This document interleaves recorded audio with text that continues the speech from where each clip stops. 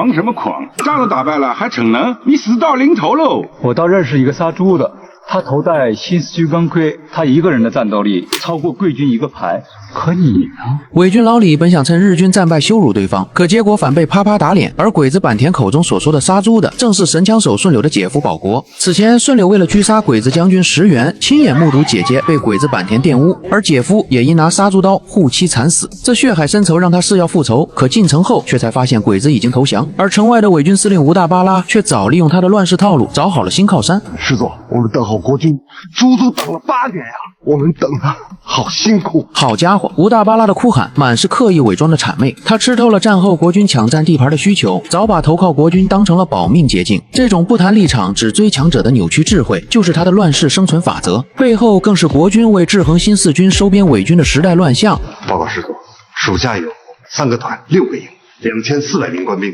所辖5個縣，90多個鄉鎮。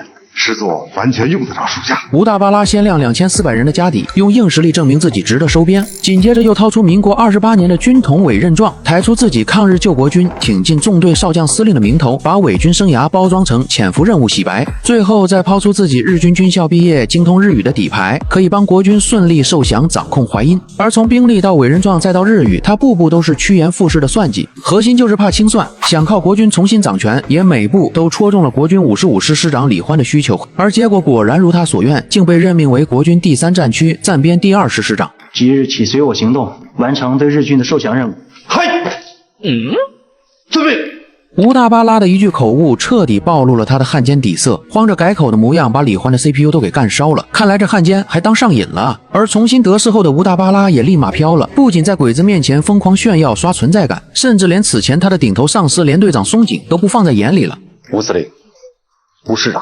听听这話，還真有點狗仗人勢的味道啊！不過給他權力，他是真辦事兒啊，轉頭就把受降事宜安排得明明白白。只是在受降儀式的現場，萬萬沒想到坂田繳了所有裝備，卻留一把短刀寧死不交，這讓吳大巴拉的副官老李頓時來火了。之前給鬼子當狗，現在終於算是硬氣起來了。狂什麼狂？你死到臨頭嘍！老李的怒火是偽軍依附新主後的底氣膨脹，他想借羞辱日軍洗刷過往當漢奸的屈辱，但他卻沒認清這種底氣全靠依附而來。在日軍眼裡，他們依舊是軟骨頭。這份盲目囂張也為後續被反懟埋下伏筆。我倒認識一個殺豬的，他頭戴新四軍鋼盔，他一個人的戰鬥力超過貴軍一個排。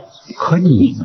不是李團長。坂田的羞辱是戰敗者的垂死掙扎，他拿保國的血性反襯偽軍的懦弱，既想找回顏面，也想激怒對方亂了陣腳。但他不知道的是，此時順柳早已潛伏在高塔之上，而他也成了順柳這次復仇的目標。在順柳樸素的價值觀裡，日軍投降不等於家仇了結，坂田必須血償，一場復仇之戰也即將爆發。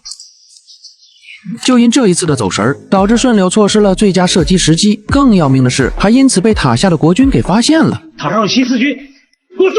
好家伙，國軍55師當初打鬼子可沒這麼積極，聯合戰役時陳大雷的6分區跟鬼子血戰，而他們則見死不救，在陣地上曬太陽。可如今追擊一個順柳，竟然展開了全程搜索，所有的槍口都對準新四軍的戰鬥英雄順柳。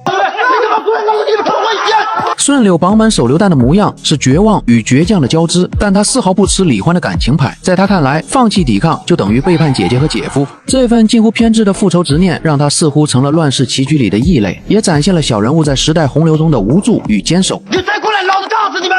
在順柳的威脅下，李歡只好暫時放他離開。那麼接下來又會發生哪些故事呢？關注阿莎，我們下集接着嘮。